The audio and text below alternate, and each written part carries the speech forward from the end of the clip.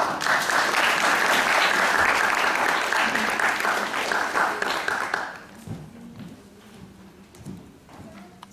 evening, everybody. Good evening.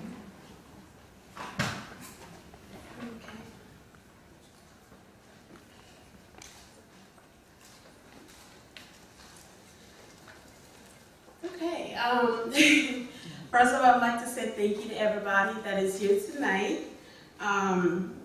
Thank you for having me here, and it is such an honor to be standing here in front of all of you amazing and wonderful people here tonight.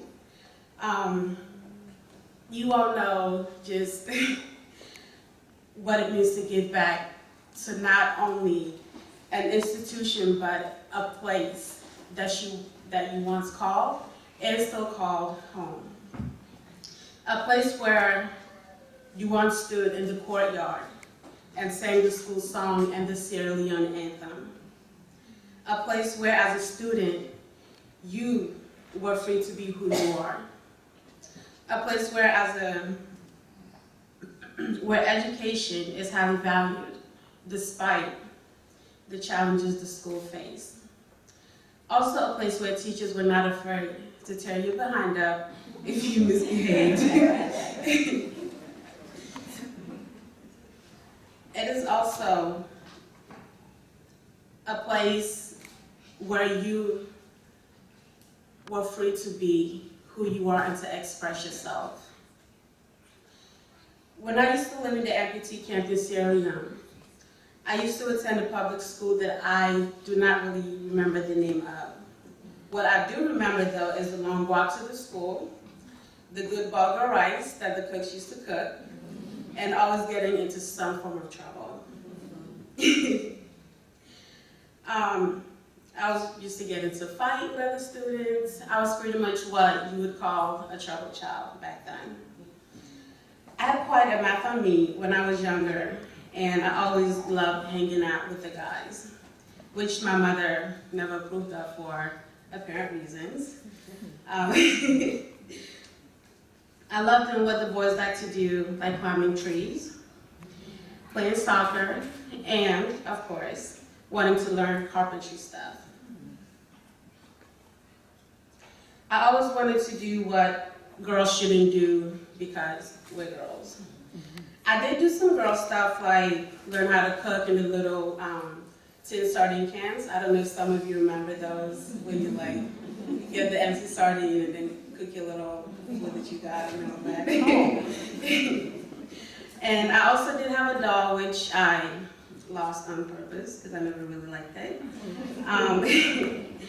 It's just that no matter how much girly stuff I did, all of that never really fazed me. All I wanted to do was what the boys were doing.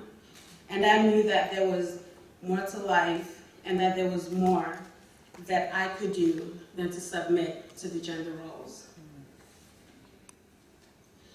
Growing up in a world where gender roles were very important, it was still a wonder for me to see females were allowed in schools, that females were getting an education. I often heard phrases similar to one that is often said here in the US, that women belong in the kitchen, barefoot and pregnant. Me being me, I couldn't understand what limitations were because that word never really existed in my mind. All I ever saw were possibilities. All I ever dreamed of was getting out of poverty and one day being this important person that would make Sierra Leone great. A dream that is still in existence. I remember growing up and going out into the streets to beg for food and money. I remember seeing young girls and women that were standing out in the streets waiting to be picked up by strange men. That, it seemed, was their only way of making money.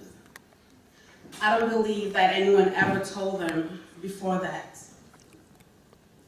they can become businesswomen, that they can make a difference in the country, that they do not have to submit to the gender roles. They can step out of their comfort zones and become someone that they can be proud of, that they have more to offer society than their bodies, or that they can become the president. When a woman is not told or encouraged to be more than she knows, she has no hopes or dreams of escaping her current lifestyle. They do only what they think will get them by, day by day. I stand here before you tonight to tell you that I could have been in the shoes of those women if God had not rescued me. I could have been in the shoes of those women if no one cared enough to tell me of my worth and the things that I am capable of. I could have been there in their shoes if I did not finally realize my worth, if I did not realize that I am more than just a woman. Education is one of the best ways for our young women to not only escape their situations at hand, but also to help them make a difference in their world one day. Education gives them a certain hopes that mere words cannot do. One of the things that I have come to learn throughout my life so far is that being a leader is not just about being in control of a certain group of people. Being a leader is not about taking care of paperwork at the office or attending board meetings. But being a leader is all about practicing what you preach. Living a lifestyle that you tell people to live. Being that change that you wish to see. Being that sunshine that brightens up a room when you walk through. It is being that man or that woman that everyone can look up to. Being that person that will be remembered for greatness and not for heartaches.